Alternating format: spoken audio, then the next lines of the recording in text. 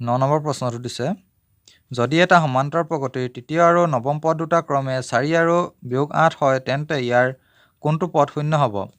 অৰ্থাৎ যিটো সমান্তৰ প্ৰগতি আছে সেই সমান্তৰ প্ৰগতিটোৰ তৃতীয় পদটো হৈছে 4 আৰু নৱম পদটো হৈছে বিয়োগ 8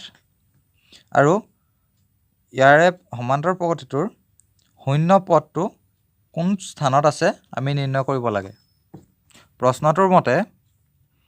তৃতীয় পদটো অৰ্থাৎ A3 হৈছে 4 আৰু নৱম পদ মানে A9 হৈছে বিয়োগ 8 A3 মানে হৈছে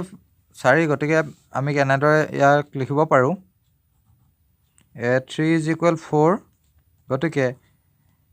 n ৰ সূত্ৰ অনুসৰি আমি পাম a + n-1 অৰ্থাৎ 3 - 1 * d = 4 a + 2 d = 4 a = 4 - 2 d ইয়াক আমি সমীকৰণ 1 বুলি ধৰি লৈছোঁ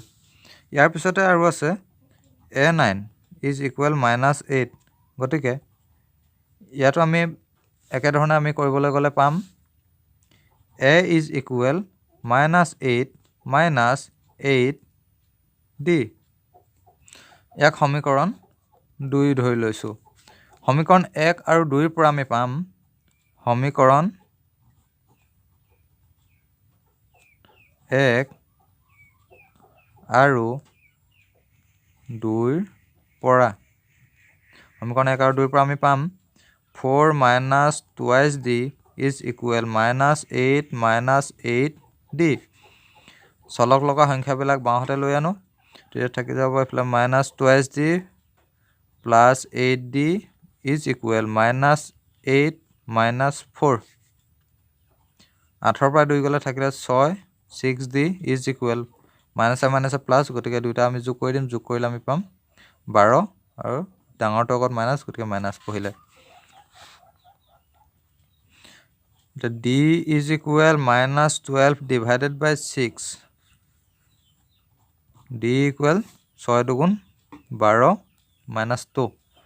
d ৰ মান -2 পাই গ'লোঁ অৰ্থাৎ সাধাৰণ অন্তৰত d ৰ মান পাই গ'লোঁ এতিয়া এই d ৰ মানটো সমীকৰণ 1ত বহুৱাই দিম এতিয়া আমি লিখিব লাগিব d ৰ মান সমীকৰণ 1ত বহুৱাই পাওঁ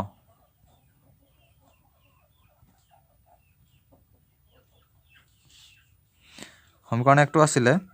a = 4 - 2 * d d ৰ ঠাইত আমি বহাই দিছোঁ এতিয়া -2 তেতিয়াহ'লে পাই যাম 4 - -a প্লাছ 2 × 2 = 4 এইফালে গ'ল 2 × 4 = 8 এৰ মান 8 অৰ্থাৎ সমান্তৰ প্ৰগতিটোৰ প্ৰথম পদটো হৈছে 8 আমাক প্ৰশ্নটো সুধিছিলে সমান্তৰ প্ৰগতিটোৰ কোনটো পদ শূন্য হ'ব ধৰা হ'ল শূন্যটো সমান্তৰ প্ৰগতিটোৰ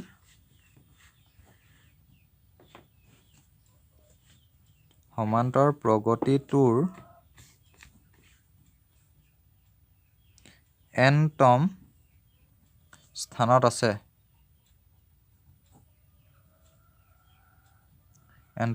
আছে গতিকে nতম স্থানত থকাৰ লগে লগে ই হ'ল an = 0 অৰ্থাৎ nতম স্থানত শূন্য পদটো আছে an মানে হৈছে a + n-1 * d = 0 এৰ মান আমি পাইছোঁ 8 + n ৰ মান নাই n-1 d ৰ মান পাইছোঁ -2 = 0 8টো সোঁহাতে লৈ যাওঁগৈ তেতিয়া এইফালে থাকিলে n-1 * -2 = 8টো বাহঁতৰ পৰা সোঁহাতে লৈ গ'লে হৈ যাব -8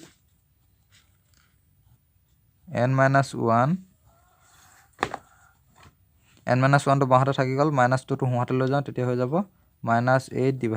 -2 - কটাকটি গ'লগৈ 2 4 × 8 n-1 = 4 n =